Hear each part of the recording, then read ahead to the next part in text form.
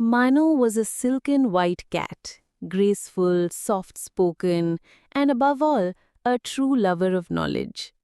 Every day, she would sit in her little cozy room and read books on science, tales from faraway lands, the language of birds, even the secrets of wild herbs in the forest. The other animals often laughed at her. Ha ha ha, are you a cat or a professor? Mano would simply smile and turn another page. One day, a crisis struck the forest.